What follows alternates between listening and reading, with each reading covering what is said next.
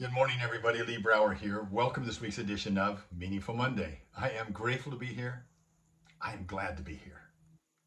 There was a moment over this weekend I want to talk to you about, but I'm going to tell you a story first.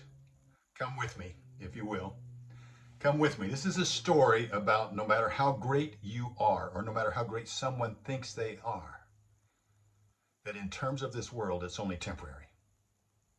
Now, we're going to talk about Coach John Wooden. Imagine for a second that you have the opportunity to interview Coach John Wooden. You can spend as much time with him and ask him as many questions as you want. I was given that opportunity. I asked for that opportunity from him. He was a dear friend. And I brought in another friend of mine, Jim Ward, who worked for Script to Screen Productions. And he was able to bring in a crew and was able to film him for me. And actually for his family, because everything we did, we put on discs and gave it to his family. And they're priceless, priceless. So over 3.5 hours, we sat there interviewing. And Jimmy Ward, out of this, he started his own business. His own business is called One More Day Productions. You can look it up, One More Day Productions. His website is mylifehistoryvideo.com. All right, set that aside. So after 3.5 hours of getting this, watching him cry, watching us cry, his nose turned red, he was doing this as a gift to his wife's memory and his daughter and their children. And so for his children and grandchildren. So these were very important questions for him. Okay, fast forward. We're at the end of it. Oh, it's precious. Jimmy says, Lee, we got the crew here.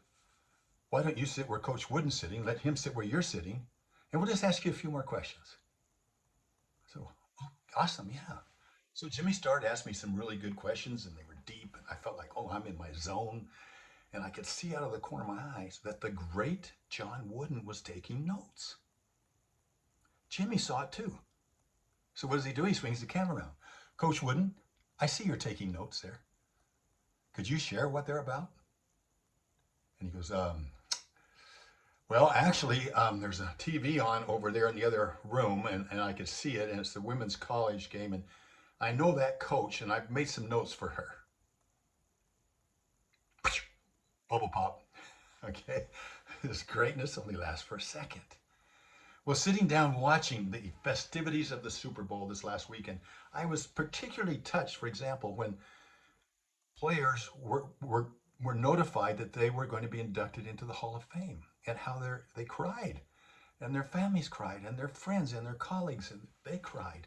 And they should. It's an emotional moment. It's a phenomenal achievement. And then I looked at all of the fans devoted to this game, and the millions of people are devoted to this moment, and they want to win. And if they win, they're champions for a year. And then it brought me back to a poem that John Wooden actually said verbatim by memory when he was inducted into the Hall of Fame. I'm not sure of the author. It's been attributed to somebody named Hutchinson, but it's a phenomenal poem, and it hits right here. And I've kept it with me all of these years. I think it's appropriate to share it with you right now. It's called God's Hall of Fame. And it goes like this. Your name may not appear down here in this world's Hall of Fame. You may be so unknown that few even know your name. Fame and fortune pass you by and are given to a few. But if you love and serve the Lord, then there is good news for you.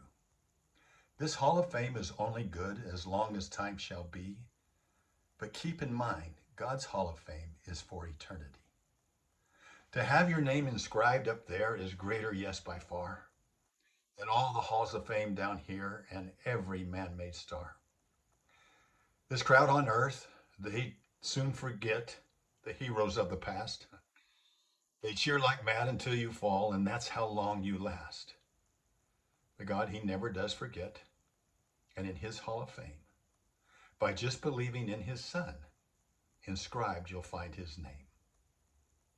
I tell you, friend, I wouldn't trade my name, however small, that's written there beyond the stars in that celestial hall. For every famous name on earth or glory that they share, I'd rather be an unknown here and have my name up there. God's Hall of Fame. Have a meaningful week. I look forward to talking to you next week.